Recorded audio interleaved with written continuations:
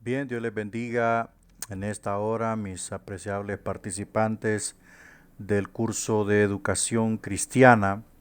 Vamos a comenzar con este curso que concierne al primer semestre del cuarto año, ¿verdad? Así que vamos a hacer una oración para que Dios pueda tomar el control de todo esto. Padre, te damos las gracias en esta hora.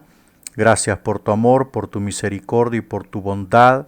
Gracias porque, Señor, en ti es posible el querer como el hacer para tu buena voluntad. Toma el control de nuestras vidas, toma el control de los alumnos, toma el control de todo lo que diremos en esta hora para gloria de tu nombre. Amén. Bueno, este curso de educación cristiana es un curso de 3 créditos. Normalmente en 3 créditos estamos hablando de 20 visitas, pero yo he planteado la clase para hacerla en menos tiempo. Así que vamos a ir dando un poquito más de detalle acerca de la clase. Creo que en la reunión que tuvimos el lunes hablé un poco acerca del proyecto de esta clase. Este curso usted va a hacer un resumen, ¿verdad? Va a leer el libro y va a hacer un resumen puntual de cada capítulo. Así es que no se le olvide, va a hacer un resumen por capítulo. Si son 15 lecciones, 17 lecciones, 18 lecciones, usted va a hacer un resumen en una página por lección. Se va a concentrar en lo más puntual. Al final de hacer el resumen, ¿verdad? Que por supuesto debe venir con su portada, debe de venir en letra fuente número 12, New Times Row, esa es la letra que yo pido, y lo va a pasar en PDF, ¿ok? Bien hechito el trabajo, en PDF, bien arregladito con su respectiva portada, y después va a exponer un tópico de cualquier lección que a usted le haya impresionado, de cualquier lección. Un tópico lo va a exponer en la página de Facebook, debidamente rotulado, el tópico que va a exponer y que pertenezca a X lección, ¿verdad? Así que no se le olvide. Al final de este curso debe de hacer su presentación y enviar su resumen. Eso implicará todas las tareas e implicará los exámenes, ¿verdad? Este proyecto. Así que por favor, cuando yo le dé la fecha, trate de enviarlo antes de la fecha, no después de la fecha, ¿verdad? No después de la fecha, antes o en la fecha puntual. Bueno, vamos a comenzar. Vamos a hacer una pequeña introducción. ¿Qué es lo que persigue este curso? Este curso persigue que el participante pueda conocer los métodos de educación cristiana, saber plantearle la enseñanza, por decirlo así, a los niños, saber plantearle la enseñanza a los adultos, saber plantear, crear una enseñanza, conocer toda la herramienta, toda la metodología, pedagoga, dogmática, como usted le quiera llamar, para que usted pueda plantear la educación, la enseñanza. No simplemente es agarrar un texto, analizarlo, no, conocer los métodos correctos para, como ya dije, saber enseñarle a los niños, adolescentes, jóvenes, adultos, matrimonios, etcétera, etcétera. Entonces, la educación es el proceso multidireccional mediante el cual se transmiten conocimientos, valores, costumbres y formas de actuar es el proceso multidireccional mediante el cual se transmiten conocimientos, primera dirección, valores, segunda dirección, costumbres, tercera dirección. Y, por supuesto, hay más direcciones, ¿verdad? En donde se puede canalizar la educación. Entonces, una persona, un creyente que está educado, ¿verdad?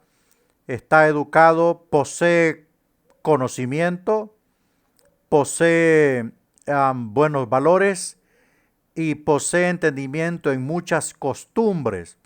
Entonces, podemos decir que la iglesia, el hombre de Dios, el líder de Dios, la mujer que sirve a Dios, debe tener o pasar por un proceso de educación. Necesitamos academia. Necesitamos academia. No solamente es ayuno y oración. No solamente es lectura de la palabra. Necesitamos educarnos. Educarnos. Necesitamos adquirir conocimientos en muchas ramas, tanto de la teología bíblica como conocimientos extrabíblicos, culturales, sociales, éticos. Necesitamos educación. Está comprobado que en este siglo globalizado, la predicación sin conocimiento, sin educación, está siendo desvalorada. No se está apreciando y se está malentendiendo la predicación. ¿Por qué? Porque carece de mucha educación. Cómo presentar el sermón, cómo presentar la enseñanza, qué métodos está utilizando para su oratoria en público. O sea, la gente dice, no, yo con buscar al Señor 7 días en ayuno, yo voy ungido al púlpito. Pero la parte educativa la tiene que buscar usted. La tiene que buscar usted. Entonces necesitamos educación. Proceso, y dice, y formas de actuar.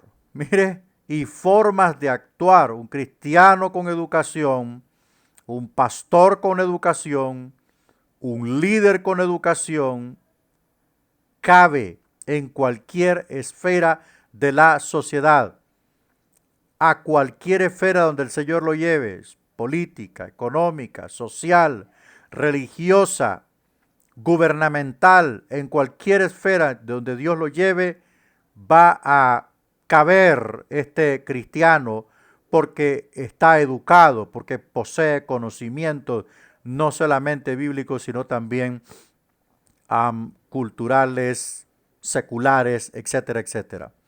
También se define como el proceso de socialización formal de los individuos de una sociedad. Es un proceso en donde esta educación permite que los individuos puedan socializar, ¿verdad?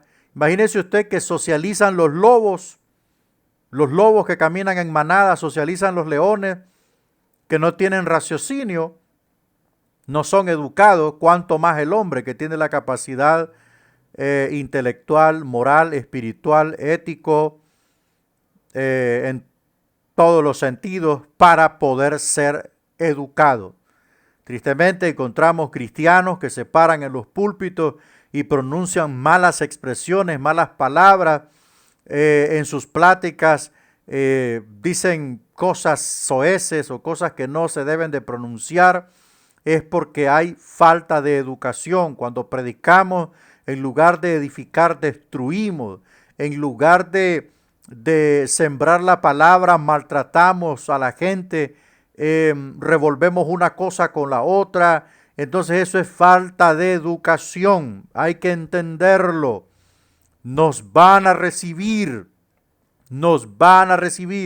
Nos van a aceptar no solo porque Dios esté con nosotros, sino porque hay educación en nosotros. Eso es algo importante de entenderlo, ¿ok? Existen tres tipos de educación. Existen tres tipos de educación. La primera es la formal, hace referencia a los ámbitos de las escuelas, institutos, universidades y módulos, ¿ok? Entonces, ese es el primer tipo de educación, la educación formal, ¿verdad? Las escuelas que son las primarias, los institutos que son media y las universidades que son escuela superior. Los que hemos tenido la bendición de conocer los tres primeros niveles es una bendición y eso deja una huella en nosotros, amén. Están los módulos también, que es por secciones, por especificaciones, por decir así, algunas personas se preparan en algo que tenga que ver con una materia individual, esos son módulos, ¿verdad? La segunda es la no formal, se refiere a los cursos, academias e instituciones que no se rigen por un particular currículum de estudio. Esa es la educación no formal, pero que a la postre siempre ejerce un tipo de educación, ¿verdad?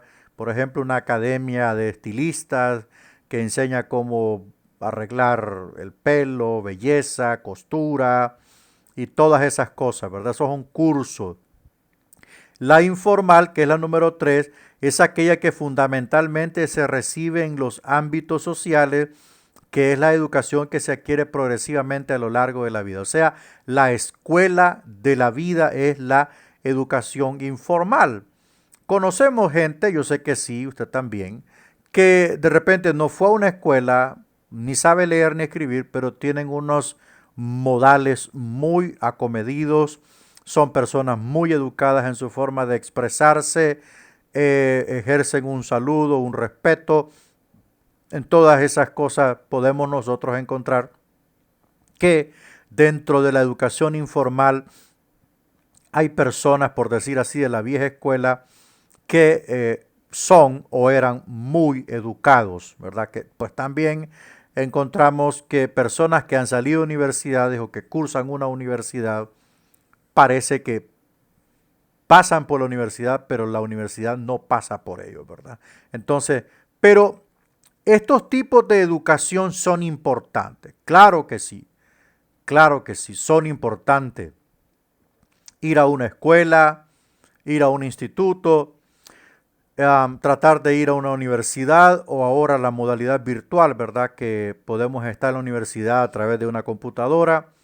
Todo eso es importante, tratar de alcanzar ese tipo de educación, especialmente para los que enseñan, para los que pastorean, predican la palabra y que están en contacto con personas de toda clase social. Es muy importante la educación. ¿Cómo se define la educación? Pues la educación puede definirse como el proceso de socialización de los individuos. La educación también implica una concienciación cultural y conductual, donde las nuevas generaciones adquieren los modos de generaciones anteriores. Bueno, la educación nos define quiénes debemos de ser. Eso es en síntesis. La educación define al ser humano quién en verdad debe de ser. Si usted se educa, usted será una persona grata. Si usted no se educa, siempre habrá algo que lo saque del contexto.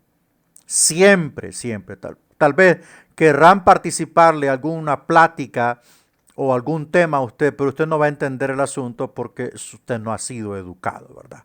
Es importante todo esto. Ya vamos a ver más adelante la importancia. Disposiciones para la eficacia en la educación.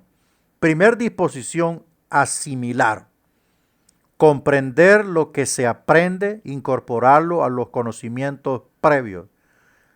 Primero que tenemos que tener es la capacidad de asimilar. Todo conocimiento que recibimos, usted debe esforzarse por asimilarlo. Eso nos nutre. eso nos afina, ¿verdad? No simplemente que entró por un oído y salió por otro. No, la asimilación es cuando nosotros atesoramos, cuando nosotros, mire, captamos lo que nos están enseñando. Eso es asimilar, es comprender, mire, lo que se aprende, incorporarlo a los conocimientos previos. Si usted no comprende lo que se le está enseñando, entonces usted investiga. De repente no comprendió, no asimiló el significado de una palabra, una expresión, pues usted investiga y esa investigación le da la aclaración o la información. Entonces, por lo tanto, usted ya puede asimilar lo que se le está enseñando. Hay conocimientos que son difíciles de comprender o de asimilar, pero tenemos que tener esta disposición. ¿Ok? Número 2, comprender, entender, alcanzar, ser capaz de conocer una cosa. Comprender es entender. ¿Va? Cuando nos están enseñando, por ejemplo, tantos temas que están relacionados con la educación cristiana en este aspecto, todo lo que hemos enseñado aquí, hablamos, por decir así, de crecimiento espiritual, hablamos de liderazgo cristiano, hablamos del Antiguo Testamento, hablamos del Nuevo Testamento, hablamos de los profetas, hablamos de la teología sistemática, hablamos de las cartas generales, las cartas paulinas, ¿verdad? Todo esto hay de comprenderlo, de entender qué es lo que se nos está inculcando. Y una persona que recibe esta educación, esta enseñanza, está siendo educado. O sea, usted en este instituto no simplemente está aquí para que se le dé un título. Usted está aquí porque quiere educarse en la palabra de Dios. Porque aquí se aprenden muchos aspectos educativos y formativos para su bien integral, ¿ok? Se aprenden palabras, se aprenden significados, cosas que usted no sabía, usted las está recibiendo, entonces a eso se le llama proceso educativo, ¿verdad? Entonces también hay otra definición, se llama educación al proceso mediante el cual se afecta a una persona, estimulándola para que desarrolle sus capacidades cognitivas y físicas para poder integrarse plenamente en la sociedad que la rodea. Por consiguiente, debe distinguirse entre los conceptos de educación y aprendizaje. Entonces, cuando nosotros estamos siendo enseñados, ocurre algo en nosotros. Somos afectados, por supuesto, para bien, ¿verdad? Somos afectados para bien. Entonces, esta reacción o este efecto en nosotros produce una estimulación para que nuestras capacidades cognitivas, o sea, capacidades de aprendizaje, se desarrollen. ¿Ok? Yo recuerdo cuando en el 2018 empecé mi primer promoción presencial, yo tenía alumnos que solo hicieron el tercer o cuarto grado y ya eran personas muy mayores de edad. Entonces yo les dije, esta enseñanza, esta educación que van a recibir, conforme vaya avanzando el tiempo, ustedes van a ir despertando de nuevo a su rutina de aprendizaje y enseñanza que tuvieron en la escuela. Al dejarles tareas, al dejarles proyectos, al dejarles investigaciones, al pedirles exposiciones, todo esto, al hacerles exámenes escritos, todo esto, mis amados hermanos, despertó esas capacidades cognitivas que estaban adormecidas, porque la capacidad de aprendizaje siempre está, porque el hombre tiene esa cualidad. Pero cuando somos sometidos a un proceso educativo completo, donde usted tiene que hacer tareas, donde usted tiene que captar la enseñanza, donde se le pide haga un resumen de la clase expuesta, no lo que está en el material. Haga un resumen de lo que dijo el profesor en la clase. O sea, usted tiene que abrir su mente para empezar a escuchar con atención y luego ir redactando y resumiendo en las partes principales lo que el profesor está exponiendo. Entonces ahí se desarrolla la capacidad de captación, asimilación, comprensión y aprendizaje. Ahí es donde se desarrolla, y por supuesto, físico, porque el cerebro se pone a trabajar porque estaba solamente adormecido.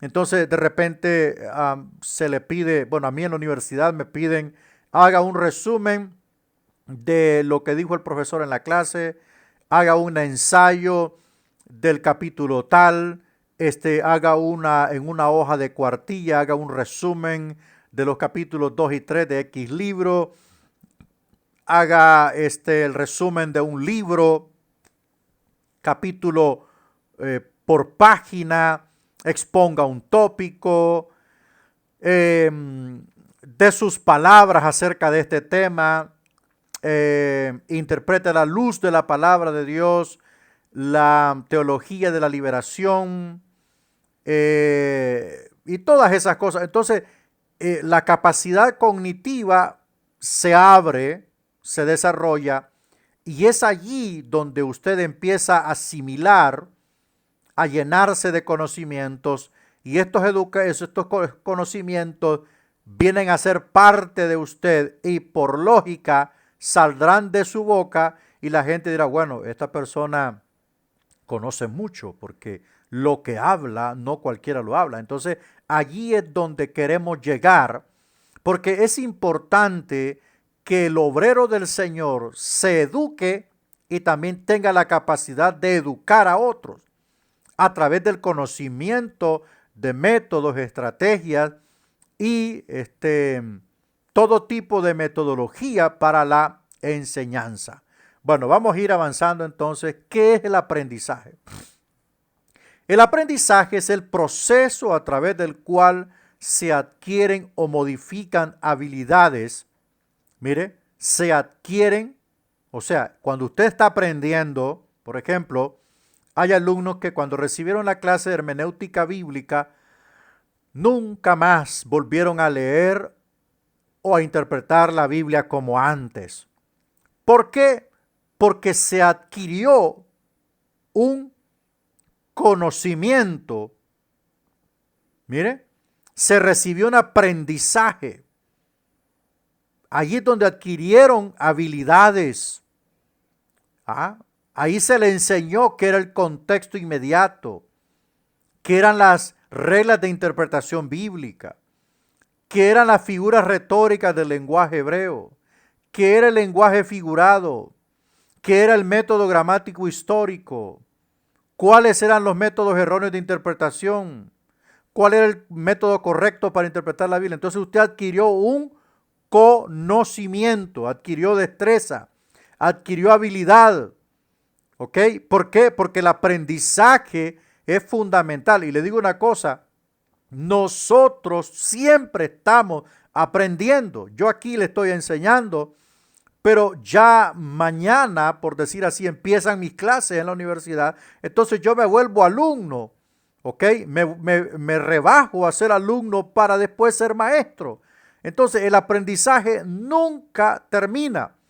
Ahora, cuando el que desea aprender se somete, se humilla, entonces esta persona adquiere una educación y esta educación representa una riqueza, amén, en todos los aspectos, pues la educación produce mucha riqueza integral, espiritual, intelectual, mejora el vocabulario, en todos los aspectos. Entonces, esta persona viene a ser un candidato, una persona idónea, como le dijo Pablo a Timoteo.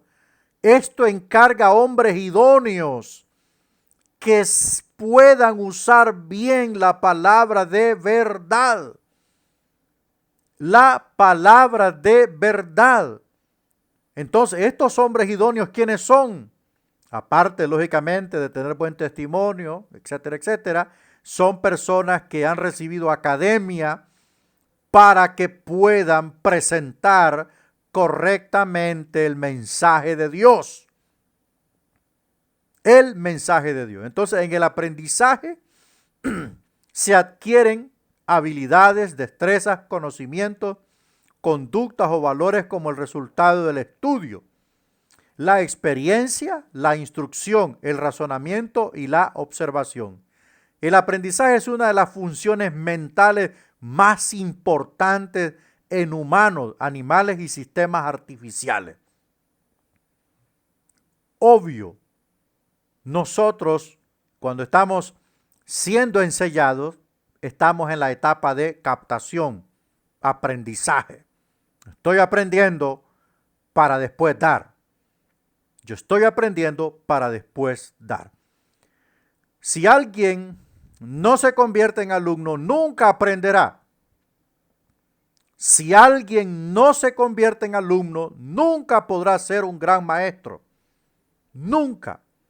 Bienaventurados aquellos que se disponen siempre a ser enseñados, a aprender, a aprender. Esas personas van a crecer enormemente.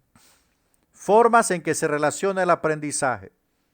El aprendizaje humano está relacionado con la educación. Mire, formas en que se relaciona el aprendizaje. El aprendizaje humano está relacionado con la educación en primera instancia. Si no hay educación, si no hay quien enseñe, si no hay quien eduque, no hay quien aprenda.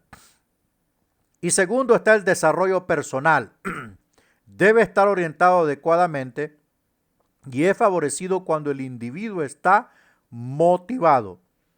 El aprendizaje es un proceso por medio del cual las personas se apropian del conocimiento en sus distintas dimensiones, sea conceptos, procedimientos, actitudes y valores.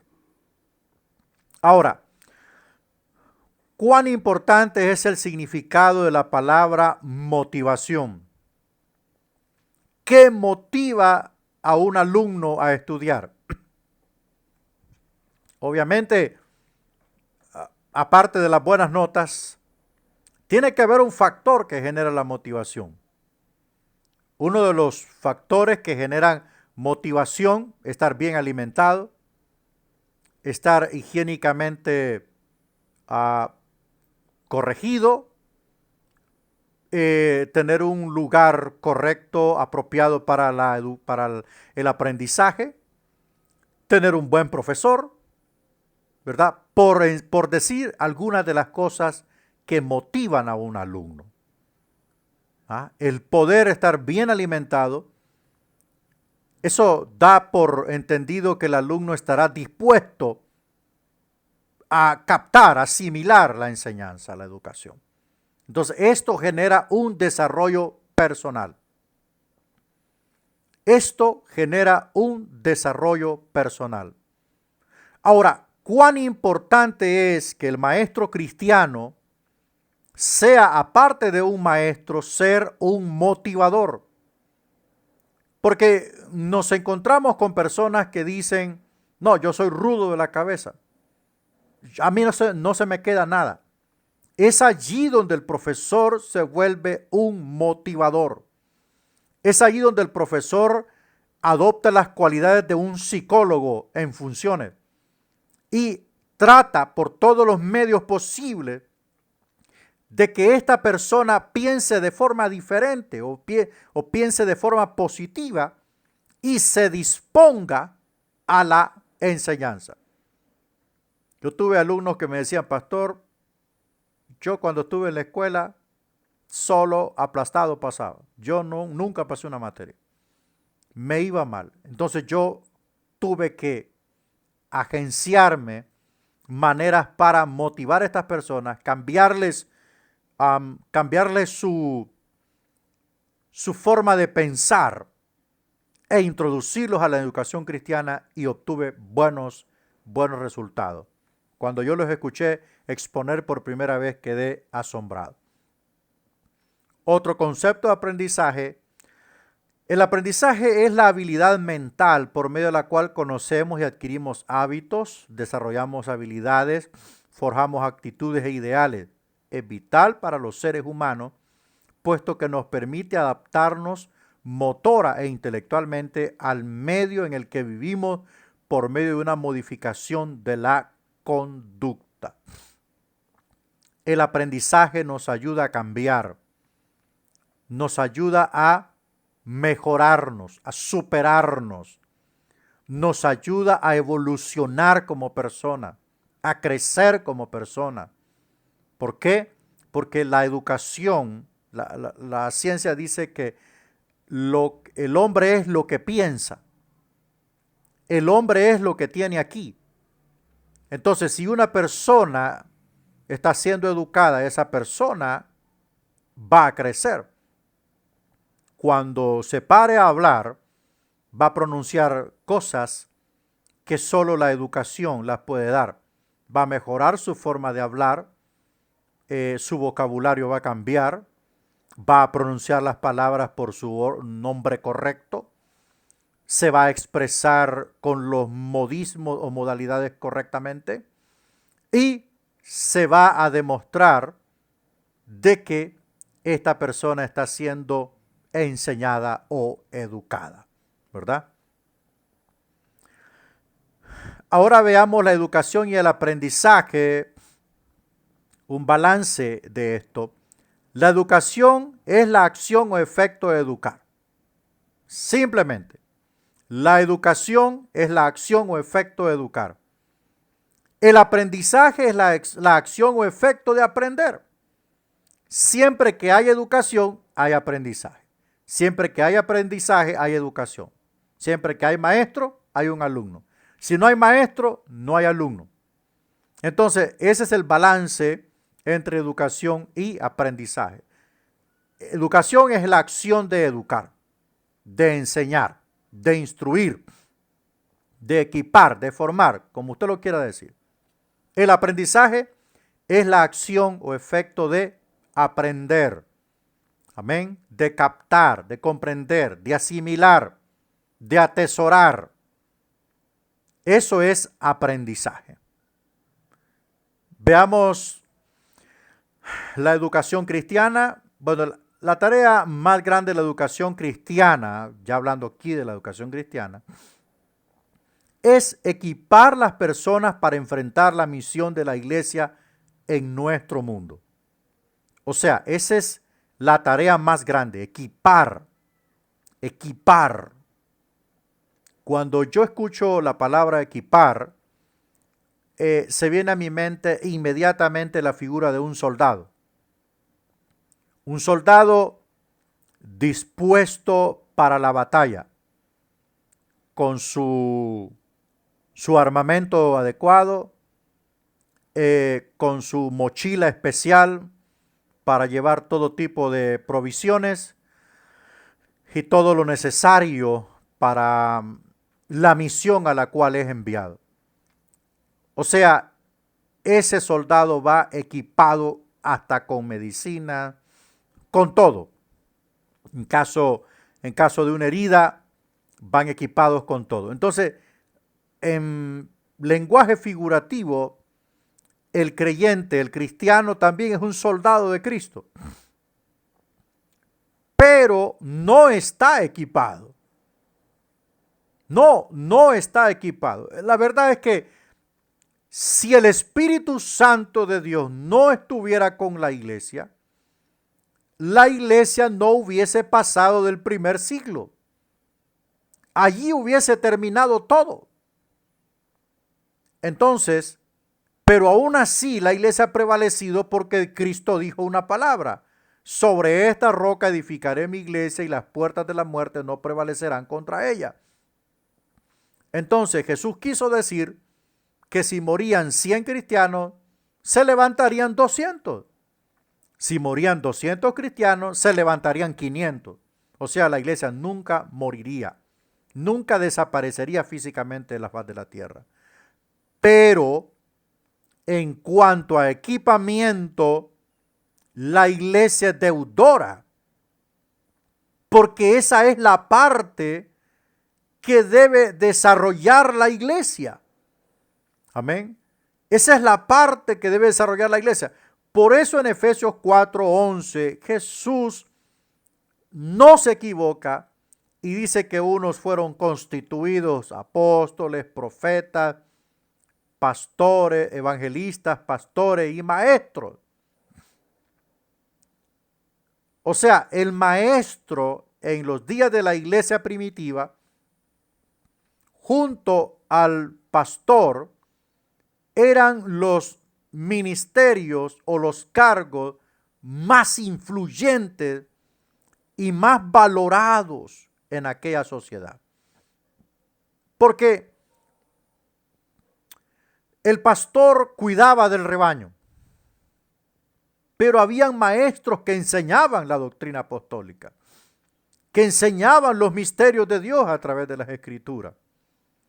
Entonces, esto era tan valorado porque en aquel tiempo circulaban tantas ideologías negativas o tantas doctrinas erróneas que era urgente, como lo es hoy, que se levantase el ministerio de maestro en la iglesia. Amén. Porque en la iglesia hay mentores, hay profesores y hay maestros. El mentor es una persona que ejerce enseñanza, pero más en sí es alguien que instruye a alguien en el aspecto del consejo. Amén. Así como Priscila y Aquila mentorearon a Apolos cuando lo oyeron predicar. Lo aconsejaron y le dijeron, mire, esto es así, así váyase. Eso es mentorear. Ejerce una enseñanza, pero no en sí en el grado de maestro. ¿Quién es el profesor? El profesor es aquel que está especializado en una rama de la educación. Por ejemplo, en cuanto a la teología cristiana, hay profesores de hermenéutica, hay profesores de exégesis, hay profesores de teología sistemática, hay profesores de escatología, hay profesores de Antiguo Testamento. O sea, ese es un profesorado en una rama específica de la educación. Y no digamos de la educación secular, que ya usted los conoce. Entonces, ¿quién es el maestro?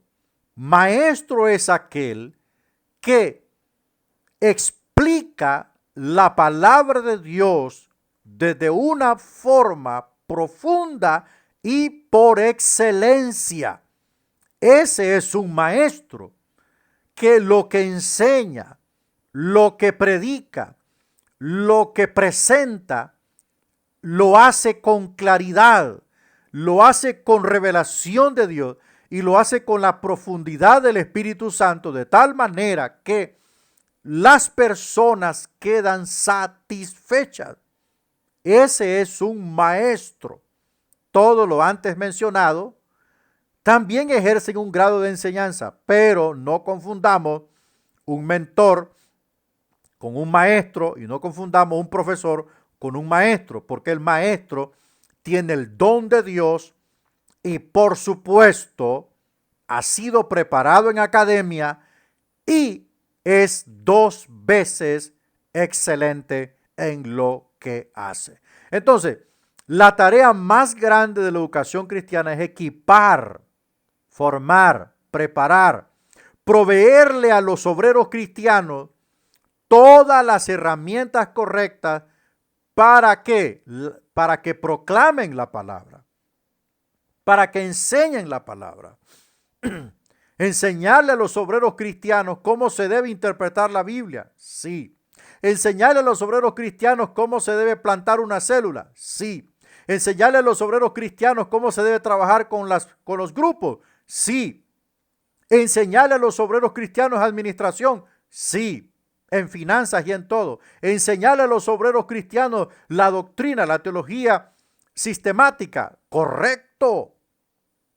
enseñarle a los obreros cristianos que conozcan las sectas y los movimientos ideológicos erróneos que existen. Sí, todas estas son parte del equipamiento que debe tener un obrero. Pero el obrero de hoy está enseñando sin saber doctrina, sin saber la clasificación de la doctrina, sin conocer hermenéutica, sin conocer exégesis, sin conocer la historia de la iglesia, sin conocer escatología, sin conocer nada. Está enseñando a priori, está enseñando empíricamente, solo porque sabe que la fe salva, que Cristo salva y que la Biblia es la palabra de Dios. No lo es todo.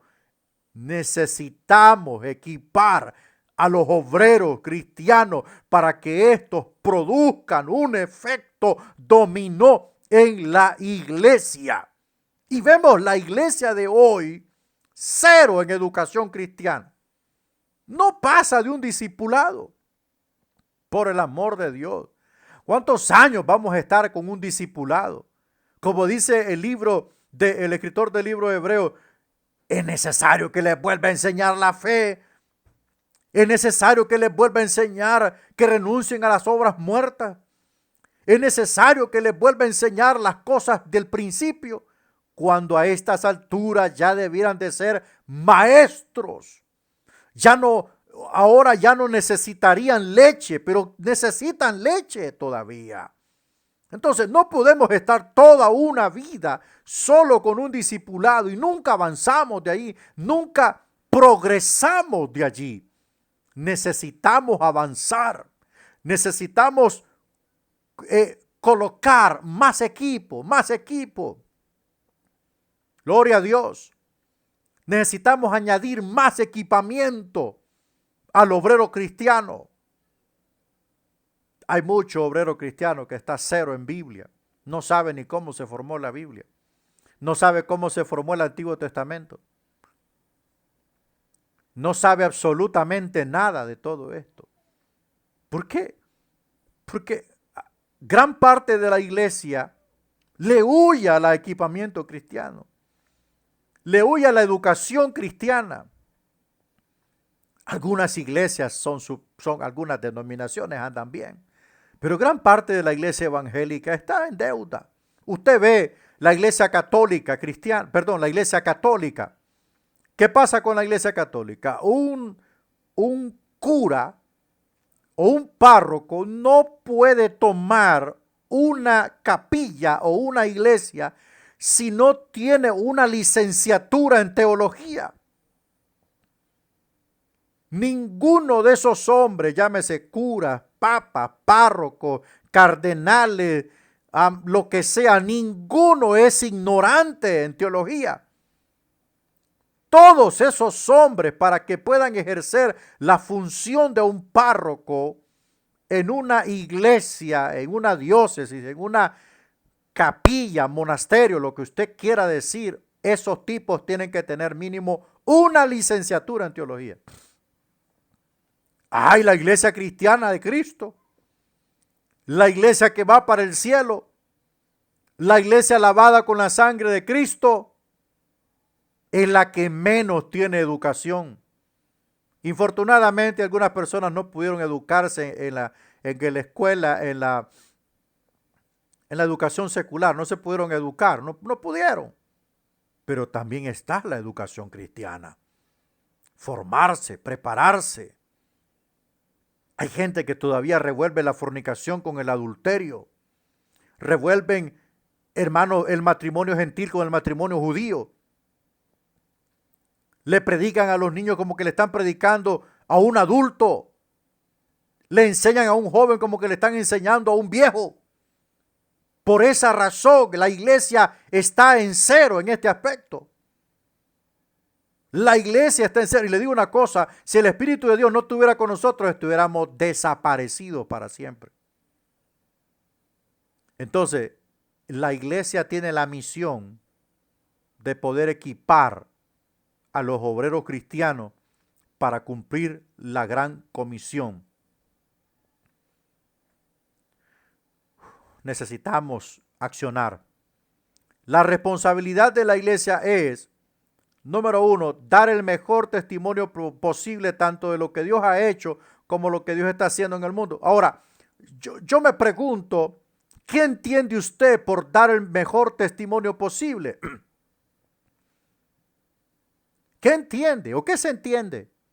Dar el mejor testimonio posible es presentar el evangelio de la forma más culta, más pulcra, más educada, con más riqueza, con mayor destreza de palabras, con mayor denuedo de palabras, con educación, con conocimiento de todas las cosas, que en su predicación, en su enseñanza, toque temas que no solamente tengan que ver con Biblia, sino que tengan que ver, o sea, que lo que está predicando lo pueda aplicar a la realidad contextual. Hay gente que no se da cuenta de lo que está pasando en el mundo. Hay gente que no tiene ni idea de lo que está sucediendo en el mundo. ¿Por qué pasan algunas cosas? La respuesta que debe darle la iglesia al mundo es a través de la palabra, pero también tiene que darse cuenta qué está pasando en el mundo. Todavía tenemos miembros en la iglesia que le tienen miedo a la televisión. Todavía tenemos gente en las iglesias que le tienen miedo ver noticias. Por eso están ignorantes en muchas cosas. No se dan cuenta de lo que está sucediendo. Y le digo algo, para dar el mejor testimonio necesitamos academia. Necesitamos educarnos, gente. Desde la introducción de su enseñanza, su mensaje, sabe qué es lo que va a venir. Pero hay gente que habla de una forma tan patética, con el perdón de los hermanos, pero hay gente que habla de una forma tan terrible en los púlpitos. Hermano, mire, una cosa es estar inspirado y otra cosa, hermano, es saber hablar, es hablar mal, hermanos. 2, actuar como agentes de Dios en el trabajo por el amor, la justicia y la reconciliación entre todas las personas. 3, la educación cristiana es una responsabilidad compartida. Esto solo puede hacerse cuando la familia cristiana y la iglesia toman seriamente su ministerio educativo y las necesidades de este mundo como objetivo para el testimonio efectivo del creyente. La iglesia posee un ministerio educativo, pero es un ministerio progresivo. No es un ministerio que está enseñando el libro de Nacho desde hace 30 años. Tiene que tener un programa educativo completo, desde escuela bíblica hasta instituto bíblico. Ese es el programa educativo completo para sacar de allí obreros capacitados. Educación cristiana, metas y conceptos. La educación cristiana es uno de los medios a través del cual se canaliza la misión de la iglesia. Qué fundamental es que nos eduquemos. Es sumamente fundamental. ¿Por qué? Pues porque a través de esta educación se canaliza la misión de la iglesia. Por ejemplo, en este programa, en esta malla curricular del Instituto IBS, tenemos una clase que se llama Misión Mundial y tenemos otra clase que se llama Reuniones Familiares, Evangelismo a través de reuniones familiares que usted ya la vio. Entonces, a través de la educación, damos a conocer cuál es la misión de la iglesia. La misión de la iglesia es ganar almas, pero vamos a presentar el evangelio, vamos a presentar la oferta del evangelio de una manera educada, no a lo rajatabla, no fundamentada en radicalismos, no fundamentada en cosas carnales, así como predica el apóstol Chago. Eso es una persona que no tiene ningún ápice de educación cristiana. Es un burro que está predicando el evangelio, entre comillas. Entonces, ¿quién es aceptado? ¿Quién es invitado a los eventos sociales? Por ejemplo, la escuela para padres, que fue eliminada, creo. Entonces, en estos ambientes,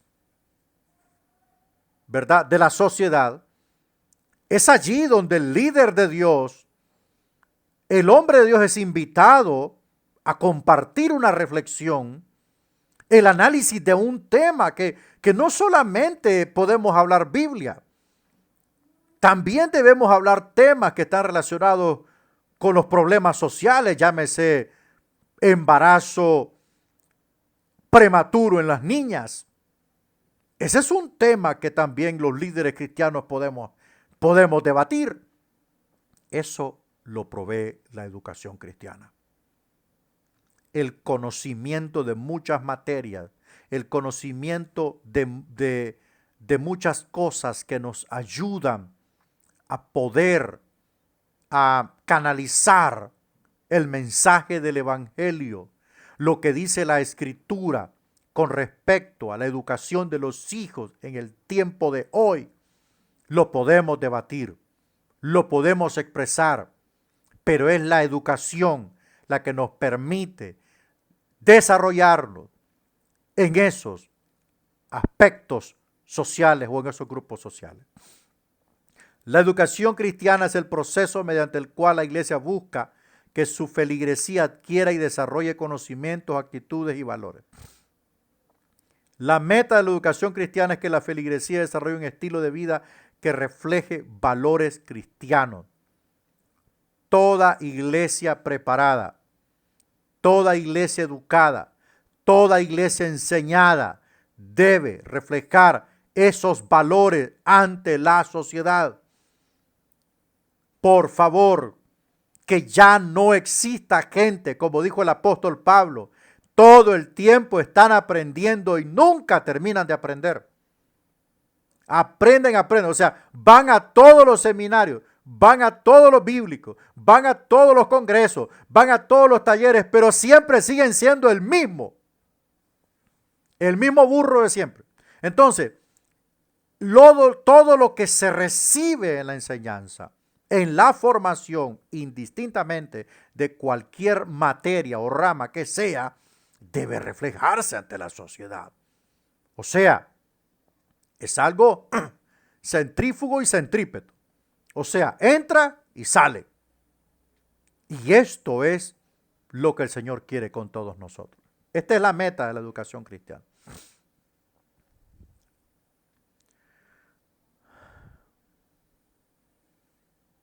Veamos Jesús, nuestro modelo. La educación cristiana tiene pues como meta que la gente viva como Cristo vivió. La educación cristiana tiene como meta, como propósito, o sea, lo que nos proponemos los maestros,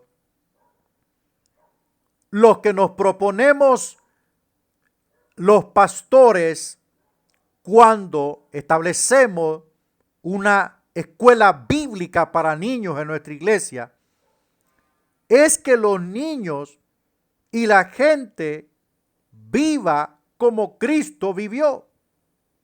Porque cuando un pueblo es educado en la palabra, este pueblo se va a dar a conocer en la sociedad. Los niños se darán a conocer en la escuela quiénes son. Porque esta enseñanza ha entrado en sus vidas. A través de la educación cristiana, nos proponemos que la iglesia se despoje del viejo hombre.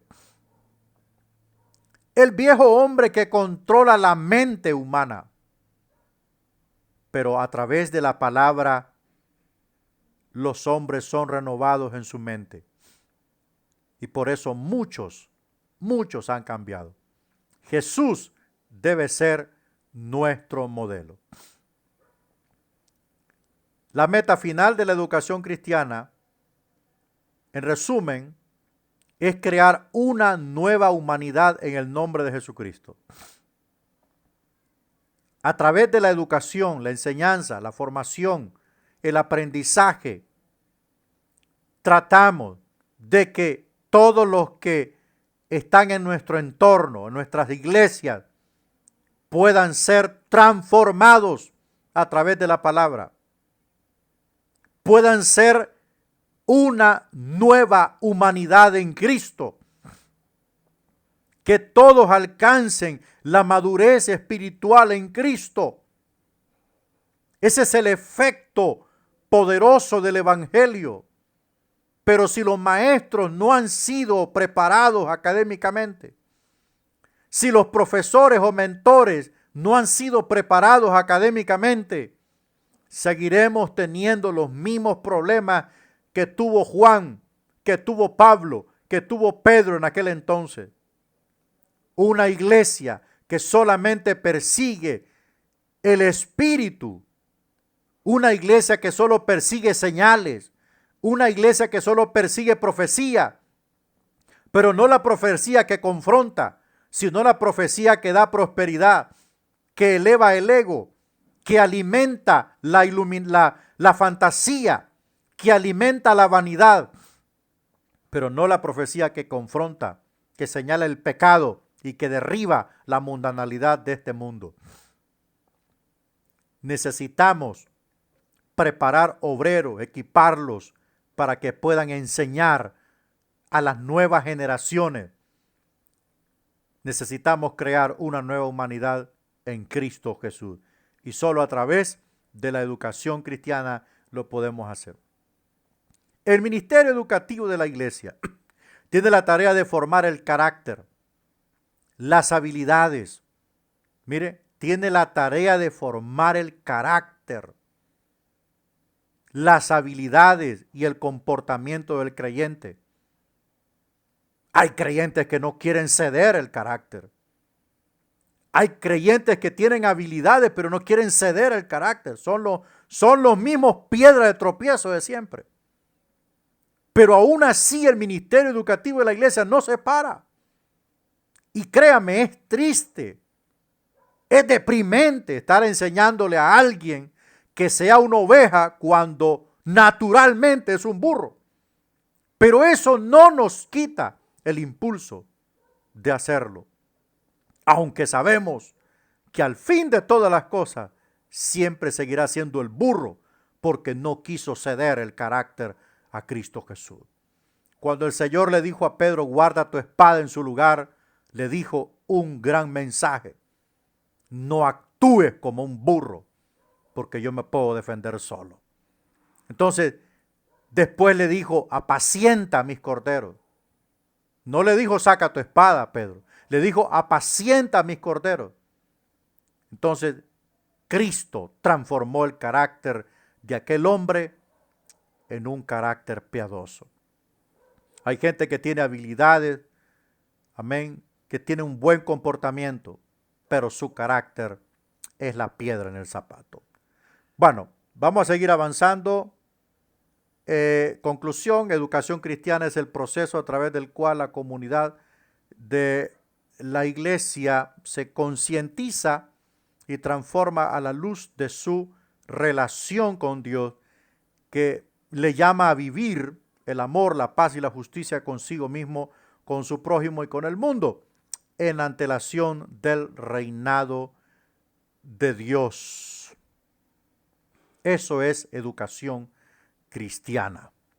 Eso es educación cristiana. Y para esto hay algunos pasos. Primer paso, estudiar la Biblia, ¿verdad? Capítulo 1, la Biblia su necesidad y naturaleza, nuestra actitud hacia la Biblia es la línea divisoria en la enseñanza cristiana. ¿Cómo mira la Biblia usted? ¿La Biblia es la palabra de Dios o la Biblia contiene la palabra de Dios? ¿Cómo la ve usted? ¿Qué es ella para usted? La Biblia es la verdad de Dios, ¿verdad? La Biblia no solo contiene la verdad, es la verdad de Dios. Verdad que fue sellada con la sangre de Cristo. Por medio de ella serán juzgados los vivos y los muertos. Entonces, esta palabra, la Biblia, es la que posee la revelación de Dios para que el hombre sea salvo. Entonces, repito, nuestra actitud hacia la Biblia es la línea divisoria en la enseñanza cristiana. Si usted ve la Biblia como la verdad de Dios, va a iluminar su vida, va a transformar su vida y usted querrá conocer la profundidad. Usted querrá conocer cómo se formó. Usted querrá saber cómo nos llegó la Biblia a nosotros. Usted querrá darse cuenta quiénes fueron los instrumentos que Dios usó para formar la Biblia. Usted querrá enterarse de cuál fue el precio que se pagó para que tuviésemos 66 libros inspirados en nuestras manos. Pero hay gente que ni sabe absolutamente nada de esto. Entonces, si se considera la Biblia como la revelación inspirada e inerrante de Dios, o sea, que no se equivoca. La Biblia es inerrable, no se equivoca. Entonces, fue entregada al ser humano en un tiempo y un lugar específico. La Biblia no se equivoca. Podrá tener errores de imprenta, pero no de contenido. Su contenido es inerrable. La necesidad de la Biblia, el propósito de la humanidad es conocer a su Creador en una manera íntima y personal. Esta es nuestra meta. Nosotros encontramos en la Biblia aspectos de Dios. Nosotros no podemos conocer el 100% de Dios porque no tenemos la capacidad ni mental, ni física, ni espiritual en conocer el 100% de Dios. Hay un lado visible y hay un lado oculto.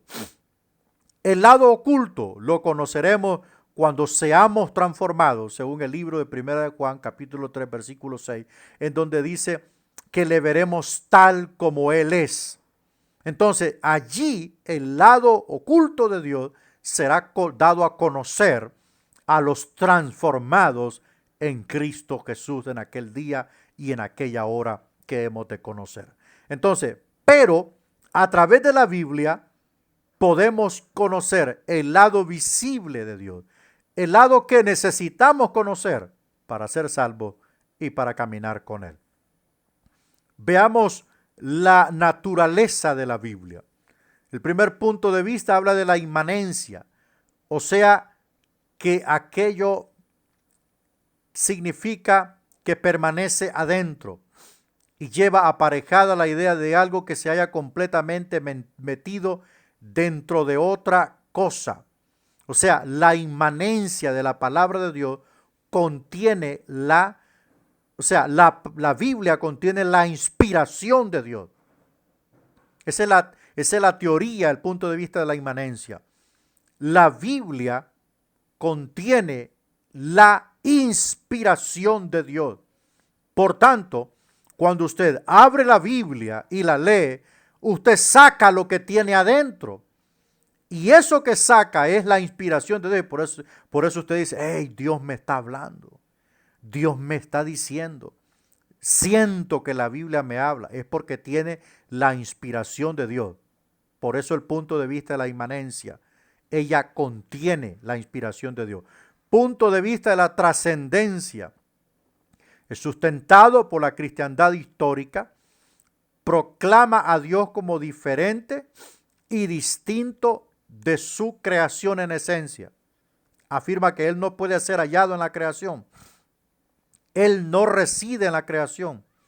Él es distinto y no depende de su creación. O sea, la creación, por ser creación, es algo totalmente distinto de Dios. Dios es distinto de la creación. La creación es un resultado del poder creativo de Dios. Entonces, lo que podemos sintetizar de la creación es el poder creativo de Dios, pero no la persona en plenitud de Dios. ¿Por qué? Porque Él es trascendente. O sea, Él es distinto, pues. Él es distinto. No es como cuando un esposo y una esposa se juntan, ella queda embarazada y nacen dos gemelos y son idénticos a los padres.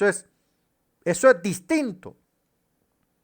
En caso la creación nos dice que hay un Dios poderoso que creó todas las cosas y que es muy sabio, pero no nos dice la exactitud de Dios. No nos dice lo altísimo de Dios. No nos dice lo perfecto de Dios. No, para nada. Entonces, Dios es trascendente. ¿Ok? Dios es distinto. No como los nuevos predicadores modernos que dicen que Dios es un árbol. ¿Verdad? Como Jesús Adrián Romero dice que Dios es un árbol. Dios no es un árbol. Él no puede compararse con algo de esta tierra porque Él es infinitamente perfecto e indescriptible. Entonces, la trascendencia es que Dios creó todas las cosas, pero es distinto de ellas. Veamos el Dios desconocido. Dios es desconocido por dos razones básicas: su naturaleza y la nuestra. Dios se diferencia de nosotros por su capacidad cognitiva. O sea, Dios es infinitamente sabio. Y nosotros somos finitamente sabios. O sea, tenemos un límite. Entre el límite nuestro y lo infinito de Dios hay una eternidad de distancia. Por tanto, no podemos ser como Dios. Dios debe venir a nosotros por cuanto ciertamente jamás podríamos llegar hasta Él. Mire, Él, debido a ese abismo de comprensión, ese abismo de eternidad entre nosotros y Él, nosotros no lo podemos cruzar, ese puente de la eternidad, pero Él sí lo puede cruzar y puede venir a nosotros y darse a conocer. ¿Ok? Entonces, por esa razón es que Dios es desconocido para nosotros, porque la única cosa que conocemos de Él fue lo que trajo a través de la Biblia. Y Él cruzó el puente de la eternidad, de nuestra imperfección, o de la misma perfección de Él, la cruzó para traernos la palabra y darnos a conocer un aspecto de Él que es suficiente para nosotros. El Dios desconocido es el Dios desconocido porque ese es más alto, más profundo y está fuera del alcance de la búsqueda humana. Está fuera del alcance. Cuando el hombre pecó, antes que el hombre pecara, el hombre tenía conocimiento pleno de Dios. Tenía el conocimiento del bien solamente. Pero cuando el hombre falla, cuando el hombre peca, se apropia de algo que no era parte de él. Era el conocimiento del mal. Pero como el hombre rompió la ley de Dios, el mal se apoderó del hombre, dejando relegado el bien en un aspecto secundario. Por eso vemos nosotros que la maldad fue creciendo, mire, la maldad fue creciendo progresivamente. O sea, esto pasó de generación en generación. Entró en Adán y Eva, luego pasó a Set, luego pasó, a Abel, luego a Caín, luego a Set, y ahí los descendientes de Set, de Caín, de Set y Caín, y ahí fue creciendo, creciendo, creciendo, creciendo, y la maldad se hizo más grande hasta llegar al punto de los días de Noé. Escuche bien, que la maldad era tan horrible en todo el planeta, en toda la creación era tan horrible, dice la Biblia en Génesis 6, que Dios vio la tierra y todo ser humano había corrompido su vida. O sea, era tanta la degradación que fue tan horrible que Dios dijo, hasta aquí nomás, le doy 120 años de vida al hombre y cuando se cumplan los 120 años, me los pelo de chaleco. ¿Por qué? Porque si esta humanidad hubiese llegado hasta nuestros días, hoy, Señor amado, oiga bien, si en aquel tiempo Dios decidió destruir la humanidad, ¿qué hubiese pasado si hubiese llegado hasta nuestros días? Entonces, Dios tuvo que buscar al hombre. Mire, ¿fue Adán y Eva los que buscaron a Dios cuando pecaron? Negativo. Fue el Señor que los buscó. Fue el Señor que los buscó, los confrontó y redimió su pecado. Después, el hombre se comunicaba o se acercaba a Dios a través de un sacrificio. A Dios no se podía acercar sin derramamiento de sangre inocente. Entonces, el Señor establece un sacerdocio y en el templo de Moisés o el tabernáculo de Moisés no se podía entrar sin sangre. Esa era la única forma de acercarse a Dios. Y luego hasta que Cristo vino. Entonces, el pecado del hombre separó al hombre de Dios y se hizo más grande la imperfección. Y el único que puede buscar al hombre es Dios, pero Dios no puede buscar, el hombre no puede buscar a Dios por sí mismo. Inventó la religión, no se puede llegar a Dios a través de la religión. Hicieron estatuas y figuras, no se puede llegar a Dios a través de las figuras de piedra o de madera. El único camino que hizo fue Cristo Jesús. Entonces, es Dios que busca al hombre. ¿Por qué? Porque Él es más profundo, Él es más alto. Amén. Y el hombre es totalmente pequeño. Dios se da a conocer a nosotros por medio de la revelación especial, por su palabra inscrita en la Biblia y encarnada en Jesús el Señor. Dios se ha dado a conocer. Mediante la revelación natural de Dios llegamos a conocer acerca de Él.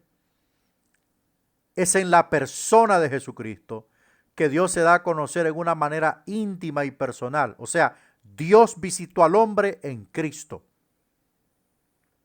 Dios se acercó al hombre en Cristo. En aquel tiempo que Cristo vino a esta tierra y que después los apóstoles quedaron predicando, en la mitología griega se concebía o se manejaba que el hijo de los dioses, en este caso Perseo, que era hijo de Zeus, que era un semidios, había descendido a la tierra para hacer cumplir la voluntad de Zeus, el supremo dios del Olimpo. Entonces, en el argot popular se conocía todo este mito, toda esta ideología en el pensamiento griego, y aparece Pablo diciendo que Jesucristo, el Hijo de Dios, descendió a la tierra para que a través de él Dios se acercase a los hombres. Entonces, en Cristo, Dios desciende a la tierra y se acerca a los hombres y les muestra su voluntad. A eso se le llama la revelación especial y humana de Dios en Cristo. está la otra revelación que se llama la revelación escrita, ¿verdad?, de Dios al hombre a través de la palabra revelada. ¿Cuál es el propósito de la Biblia? El propósito de la Biblia como revelación especial es que por medio de ella llegamos a conocer y creer en Cristo el Mesías. Mediante la verdad objetiva de las Escrituras podemos confirmar la validez de nuestro conocimiento de Él. Ese es el propósito de la Biblia, por eso hay que conocerla, hay que saberla interpretar. ¿Cuál es el origen de la Biblia? La Biblia es un libro dado por Dios para transformarnos. Nos hemos limitado a leer y estudiar la Biblia sin ver que Dios la use para transformar. La Biblia es un libro dado por Dios para transformarnos. Por eso debemos predicarla tal y como está. Por eso debemos enseñarla tal y como está. Por eso debemos prepararnos académicamente en conocer las Escrituras a profundidad para que podamos enseñar su esencia, para que podamos compartir el extracto que ella contiene, así como la inmanencia, que es algo que encierra algo. Saquemos ese extracto y se lo demos al pueblo para que sean transformados. Puntos de vista para estudiar la Biblia. Número 1, el punto de vista conservador. Han creído que mediante la Biblia Dios se comunica con los humanos. Mediante la Biblia Dios habla con los hombres. Número 2, punto de vista liberal. Consideran a Dios como uno que actúa en nuestro mundo de hoy como Él actuaba en el mundo bíblico. Por lo tanto, Dios no debía ser buscado en ningún libro, sino en la vida. Consideraban la Biblia innecesaria. Totalmente equivocados.